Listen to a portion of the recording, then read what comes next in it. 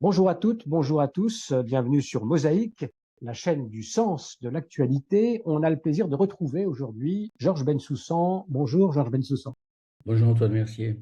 Alors, ce qui nous vaut la chance de vous retrouver, donc c'est une tribune qui est parue récemment dans le journal Le Monde, signée par un de vos confrères, l'historien Vincent Lemire.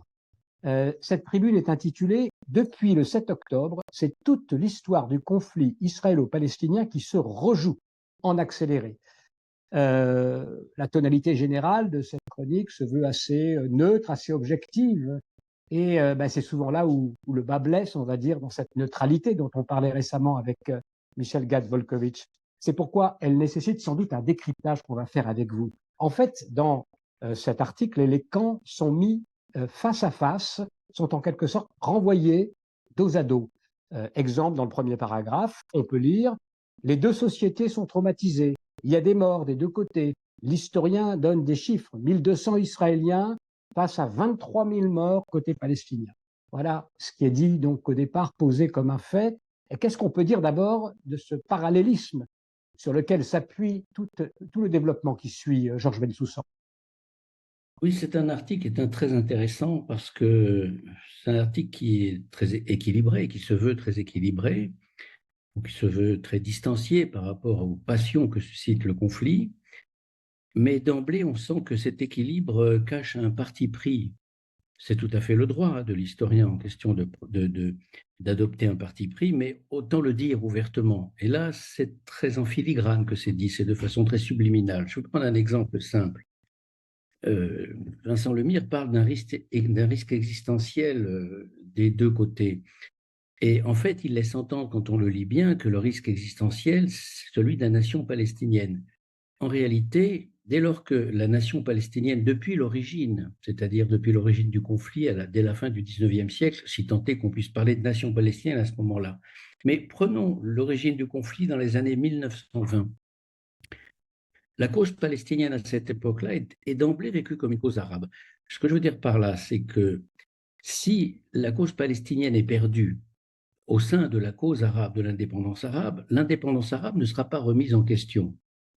En revanche, si l'indépendance juive, nationale juive est perdue, les juifs auront tout perdu. En clair, le risque existentiel est partiel du côté arabe, il est total du côté juif. On ne peut pas parler d'un même risque existentiel. Les juifs, en perdant l'État d'Israël, perdraient tout. Les Arabes, en perdant la Palestine, ne perdraient que la Palestine. Ça n'empêcherait pas l'indépendance arabe de la Syrie, de l'Irak, de l'Égypte, de la Libye, du Maghreb, etc.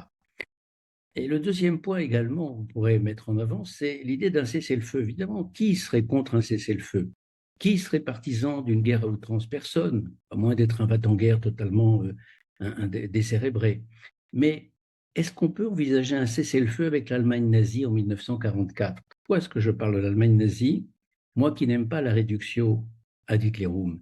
Tout simplement parce qu'il suffit de lire la charte du Hamas. C'est une charte dont le nombre d'articles sont des articles massacreurs, exterminateurs, qui ne laissent aucune prise aux politiques, c'est-à-dire aucune prise à la négociation. Donc on ne négocie pas avec des gens qui vous nient tout droit à l'existence et qui disent très clairement cet État d'Israël, avec des guillemets, doit être éliminé de la surface de la Terre. On ne négocie pas un cessez-le-feu avec des gens comme cela. Avec des gens comme cela, on les combat. Donc c'est en cela, vous voyez que on peut parler d'un certain sophisme de défendre un cessez-le-feu, alors que ça n'est pas défendable dans le contexte actuel après le 7 octobre. Alors, ce sont quelques points effectivement de cette tribune qu'on a choisi donc un petit peu de décortiquer parce que ce sont des arguments qui reviennent très souvent dans les conversations.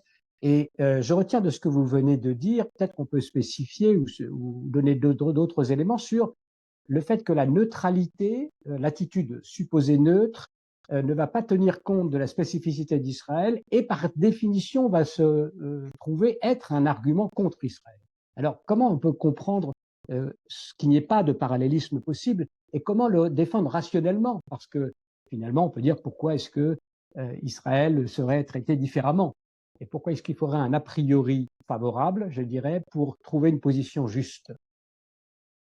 Israël n'a pas à être traité différemment, c'est vrai, mais dans le corps de l'article, Vincent Lemire parle des ennemis d'Israël qui sont légions, dit-il. Et il a raison. On est impressionné par la cohorte d'ennemis qui réclament la disparition pure et simple de l'État d'Israël. Alors évidemment, ça part de la mer Rouge, des Houthis, ça part de l'Iran, bien sûr, du Hezbollah, du Hamas, et du fait que la rue arabe est totalement enflammée à l'idée d'une disparition prochaine de l'État d'Israël. Et quelque chose qui est frappant, c'est que la colère contre l'État d'Israël s'est déchaînée dès le 7 octobre au soir dans la rue arabe, alors que l'État d'Israël était la victime, en l'occurrence, le 7 octobre au soir. On aurait pu s'attendre au moins à une manifestation de discrétion. C'est le premier point. Le deuxième point, c'est qu'on est en face, dans ce conflit, d'une situation totalement atypique qui ne répond à aucune des règles, entre guillemets, des règles historiques classiques. On est en présence ici d'une renaissance nationale hébraïque sur cette terre d'Israël, qui effectivement parle l'hébreu depuis très longtemps derrière la toponymie arabe ou la toponymie turque, mais c'est cette renaissance hébraïque d'un peuple qui n'habitait plus cette terre-là dans sa grande majorité à la fin du XIXe siècle est quelque chose de totalement singulier dans l'histoire. Alors comment peut-on essayer de plaquer des grilles historiques archi-classiques sur une histoire aussi singulière, aussi atypique? Il faut accepter de penser de façon singulière une histoire qui effectivement échappe à tous les canons de l'histoire habituelle. Et à cet égard, je dirais que on ne peut pas effectivement traiter également des gens inégaux. Il y a quelque chose de fondamental dans cette passion de l'égalité qui se transmet en égalitarisme, c'est l'idée qu'il faut traiter absolument également des gens inégaux. Je m'explique. Au début du conflit, et même au tout début du conflit dans sa préhistoire, il y a quelque chose que les sionistes avaient mis en avant et qui est aujourd'hui complètement oublié. C'est le partage des richesses de la terre. Comment peut-on disputer à un peuple qui n'a rien des miettes de territoire lorsque soi-même, en tant que peuple arabe, on dispose de 4 millions de kilomètres carrés? Comment peut-on disputer 28 000 kilomètres carrés en comptant la Cisjordanie et Gaza? En un mot, quand on traite également des gens inégaux, on est dans l'injustice fondamentale. Et Alors, ça, c'est quelque chose qui est totalement oublié aujourd'hui.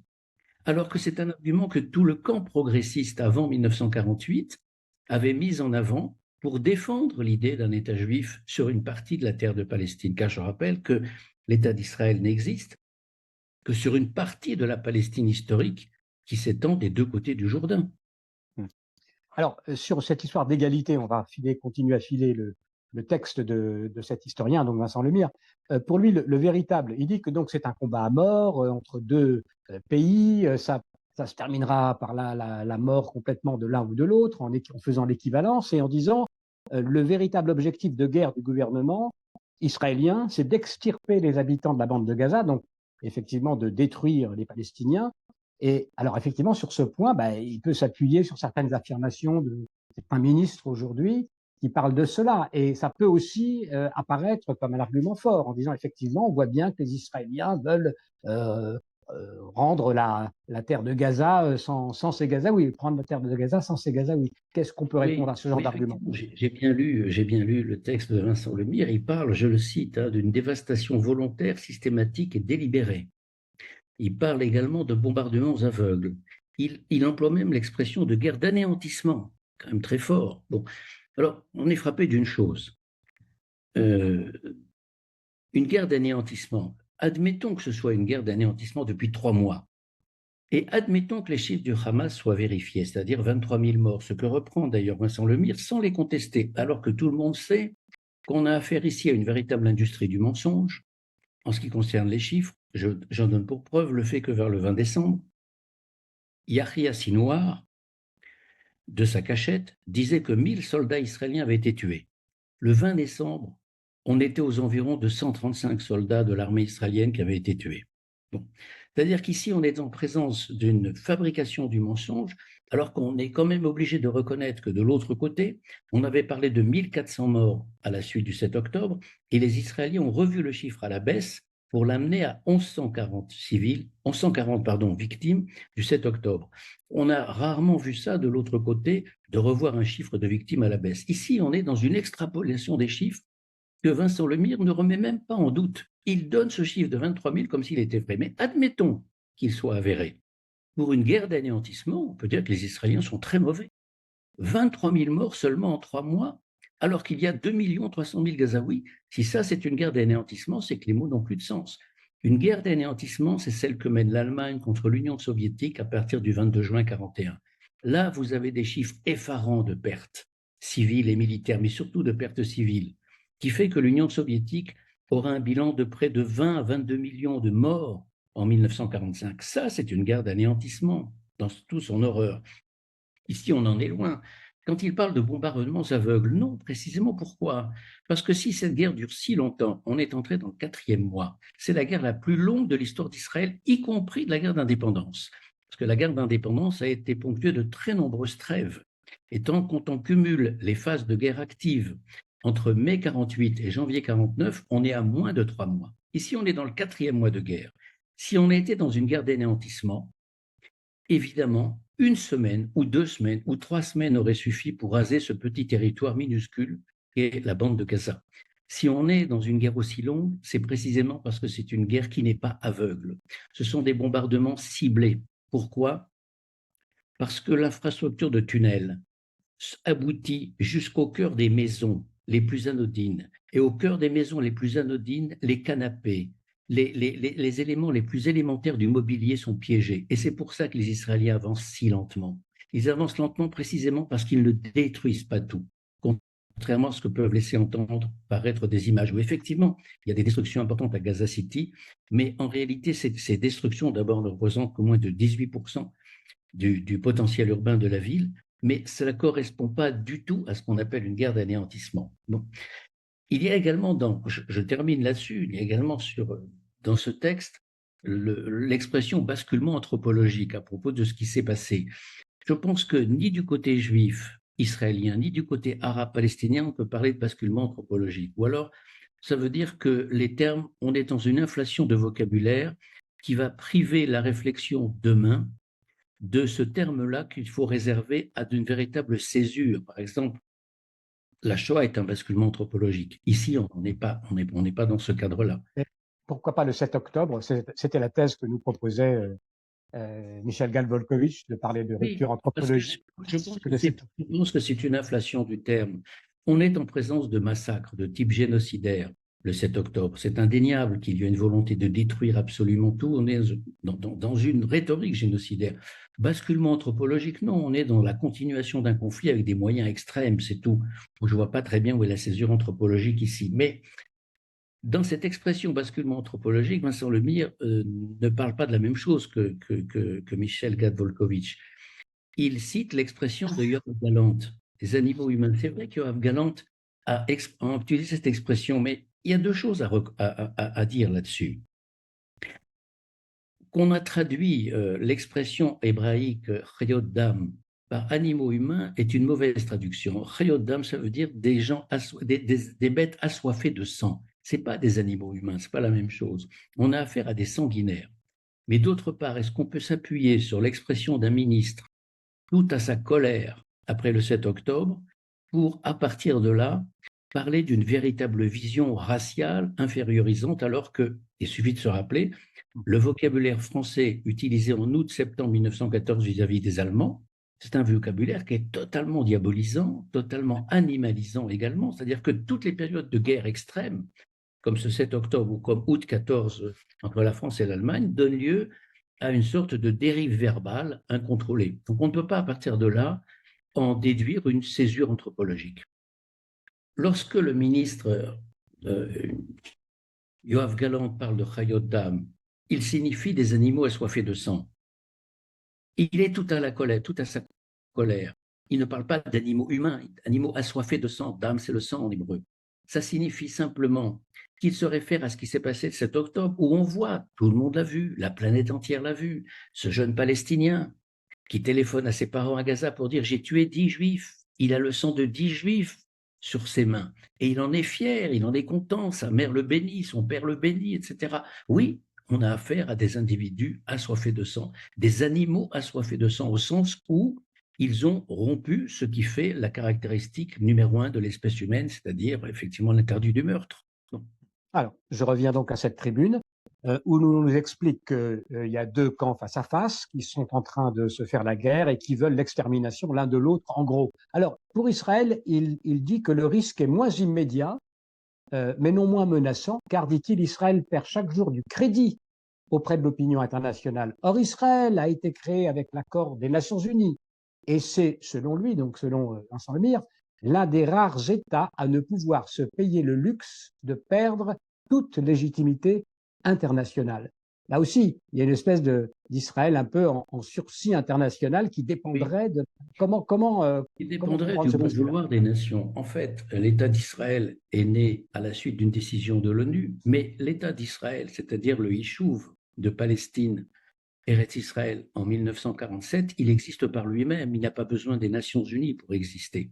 C'est-à-dire que si les Nations Unies n'avaient pas donné leur accord, il y aurait quand même eu une indépendance nationale israélienne, car la Haganah se serait battue, comme elle s'est battue sous le nom de Tsahal dès mai 1948, pour faire advenir l'indépendance israélienne. Donc, c'est donc pas des Nations Unies que vient la légitimité d'Israël. La légitimité d'Israël, elle vient tout simplement de ce que le mouvement sioniste a fait en terre d'Israël, dans ce qu'on appelait la Palestine mandataire, entre 1920 et 1948, bien sûr, mais bien avant, dès les origines du mouvement sioniste. Par ailleurs, parler d'une légitimité et parler du vote de l'Assemblée générale des Nations unies récemment qui a condamné Israël, ça n'est pas très sérieux parce que l'organisation internationale est décrédibilisée. Je voudrais vous donner deux exemples. En 2020, les Nations unies ont voté 23 résolutions condamnant un certain nombre de pays pour leur conduite en matière de droits de l'homme, par exemple. Sur ces 23 condamnations, 17 condamnations sont réservées au seul État d'Israël. Est-ce que c'est sérieux lorsqu'on sait ce qu'est la Chine, la Corée du Nord, la Russie et d'autres pays, l'Iran, etc. Et deuxième exemple, l'Iran fait partie aujourd'hui de la Commission des droits de l'homme des Nations Unies. Si ça n'était pas aussi tragique, on aurait l'impression qu'on a affaire à un gag franchement comique. Qui peut croire aujourd'hui à la crédibilité des Nations Unies? Alors, on continue sur cette histoire de parallèle entre les deux camps, qui est un peu le fil rouge donc de ce discours, encore une fois, qu'on entend très souvent repris. C'est pour ça qu'on essaye d'en parler aujourd'hui pour essayer de le décrypter. C'est le parallèle qui est fait entre Shoah et Nakba. Alors, j'imagine que l'historien de la Shoah et du sionisme que vous êtes, vous bondissez évidemment, j'imagine, à une telle comparaison historiquement. C'est une comparaison qui a souvent été faite, c'est une comparaison banale. Tout se passe comme si la cause palestinienne ne pouvait être défendue qu'à la condition de faire état d'une catastrophe aussi vaste que les la Shoah. Mais qui peut honnêtement mettre sur le même plan 400 000 expulsés par les Israéliens et leurs villages détruits, qui est une tragédie en soi, qui s'appelle la Nakba, et 6 millions de victimes juives, dont 1,5 million d'enfants en Europe entre 1941 et 1945. Qui peut un seul instant croire que cette comparaison est digne de respect? Alors que la mémoire palestinienne soit traumatisée par la Nakba, c'est vrai, mais ces deux tragédies historiques n'ont pas le même poids, qu'on le veuille ou non. Elles n'ont pas le même retentissement. Je veux dire que la conscience nationale israélienne est habitée par le spectre de l'extermination. Mais pourquoi? Pas forcément uniquement par la Shoah. Elle est habitée par le spectre de l'extermination parce que toute la rhétorique arabe, depuis les années 20, 1920, il y a un siècle, est une rhétorique exterminatrice qui ne laisse aucune place aux politiques, et le Hamas en est tout à fait l'héritier, pour penser que du Jourdain, du fleuve à la mer, il n'y a pas d'autre légitimité qu'une légitimité arabe et musulmane. Dans ces conditions-là, ça signifie que l'État d'Israël est condamné à mort. Bon. Donc, la mise sur le même plan, si vous voulez, de ces deux grands événements, de ces deux événements plutôt considérés de même ampleur historique, même retentissement historique, ça n'est pas très sérieux. En revanche, ça conforte un peu la thèse d'une fabrication, entre guillemets, de cette nation palestinienne en images, en retour, en écho à Oui, Israël pour mais lutter c'est contre une Israël. réalité. Effectivement, la nation palestinienne, elle existe aujourd'hui. Ceux qui en Israël nient la nation palestinienne sont des va-t-en-guerre, parce qu'elle existe bel et bien. Qu'elle se soit construite en réaction au sionisme et en miroir du sionisme, c'est une évidence. Il n'y a pas de nation palestinienne avant la mise en place du mouvement sioniste. C'est indéniable. La Palestine n'existe pas en tant que telle. Le mot Palestine apparaît très, très, très tardivement en 1898 sous la plume d'un traducteur arabe, d'un livre sur la destruction la description de la terre promise, comme on disait. Et il faut attendre vraiment le début du XXe siècle pour que le mot Palestine commence progressivement à faire son chemin et puis finalement à s'imposer après les années 1920. Donc la Palestine en tant que telle a été effectivement construite en réaction au mouvement sioniste, et c'est d'année en année, de décennie en décennie, que ce mouvement est devenu un véritable mouvement national. Aujourd'hui, c'est ce qu'il est, bien sûr. Alors, Georges Bensoussan, on va terminer avec la conclusion de l'article. Donc, on continue dans la logique de ce raisonnement dont on a parlé, deux camps face à face qui ont des logiques exterminatrices. Et donc, il faut absolument que la communauté internationale obtienne un cessez-le-feu durable, parce que, dit-il, la guerre est sans issue, parce qu'il y a un risque d'embrasement, parce que la guerre ébranle aussi les équilibres internationaux. Et il en appelle donc tous les pays à faire pression dans ce sens avant qu'il ne soit trop tard. Bref, cette guerre, il faudrait l'arrêter parce que c'est le monde qui est en danger avec cette guerre. Pourquoi cette guerre mettrait-elle le monde en danger? Alors, il y a toujours ce sentiment finalement qu'on est en présence d'une terre carrefour, d'une terre qui serait le miroir de toutes les tensions de la planète, ce qui revient à faire peser sur les épaules de l'État d'Israël la responsabilité de la paix dans le monde. Autrement dit, c'est une autre façon de dire plus subtilement que si guerre généralisée il y avait demain sur la planète, Israël en serait la cause. Bon, décidément, on est passé jadis du juif fauteur de guerre avant 1939, vous voyez les pamphlets de Céline. Évidemment, je ne mets pas du tout le texte de Vincent Lumière sur le même plan, hein, ça n'a rien à voir. Mais cette causalité diabolique qui entoure les Juifs cause de la guerre avant 1939, c'est tout ce qui anime le pacifisme français, dont la version la plus vulgaire est celle de Céline. À aujourd'hui, Israël cause une guerre généralisée. Il y a longtemps que cette idée traîne dans les esprits, mais quand, dans cet article de Vincent Lemire dit que la guerre contre le Hamas est sans issue, je crois qu'il fait erreur. L'appareil militaire du Hamas est en train d'être cassé. Si cet appareil militaire est cassé, ça signifie que son appareil politique sera cassé, non pas son idéologie. Ça, s'il prétend que l'idéologie du Hamas persistera demain, il a 1000 fois raison. On ne détruit pas une idéologie par les armes. Mais la puissance politique du Hamas sera détruite parce que sa puissance militaire aura été réduite à rien. Alors, il dit également que cette guerre va fabriquer des terroristes de demain. C'est vrai, mais c'est vrai de tout conflit. Tout conflit provoque du ressentiment et un désir de vengeance. Alors, est-ce une raison pour ne pas combattre ses ennemis quand ses ennemis vous ont déclaré, ont décidé que vous deviez disparaître de la surface de la Terre? Auquel cas, si on a peur d'avoir des ennemis, on ne se défend plus et il vaut mieux carrément disparaître. C'est-à-dire que l'État d'Israël n'a plus qu'à se suicider, si vous voulez. Donc, il y a dans cet article quelque chose aussi qui m'a déplu, c'est la fin quand il dit que les États-Unis fournissent à flux tendu les missiles à Israël. En clair, il appelle un boycott des armes. Un boycott des armes défensives d'Israël, si Israël demain n'a plus les moyens de se défendre, effectivement, il peut disparaître. L'État d'Israël est le seul État de cette région dont l'existence n'est pas garantie pour le siècle qui vient. Aucun autre État arabe de la région, que ce soit le Liban, la Syrie et même la Palestine, l'Égypte ou autre, n'est dans un cas de figure existentiel aussi dramatique. Appeler un boycott des armes, c'est extrêmement dangereux sur le fond. Merci beaucoup, Georges Bensoussan. On aurait encore beaucoup de choses à dire et notamment, on avait évoqué l'idée de parler de la publication d'un ouvrage de l'historien Shlomo Sand, très intéressant également par rapport à justement tout ce qu'on essaye de décrypter sur cette chaîne Mosaïque. Il a publié un livre, donc Shlomo Sand, historien bien connu israélien, qui s'appelle Deux peuples pour un État, point d'interrogation, et avec sous-titre Relire l'histoire du sionisme.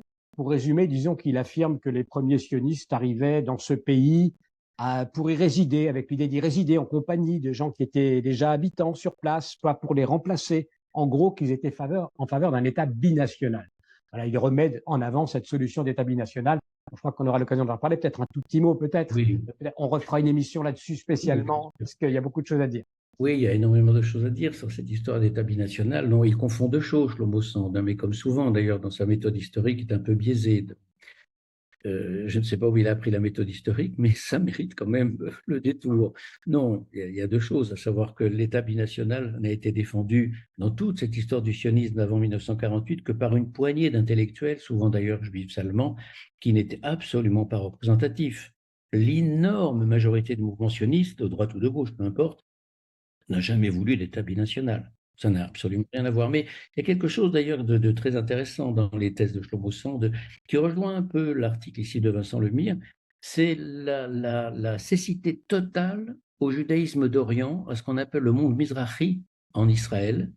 Et c'est fondamental d'ailleurs dans l'argumentaire de l'un et de l'autre.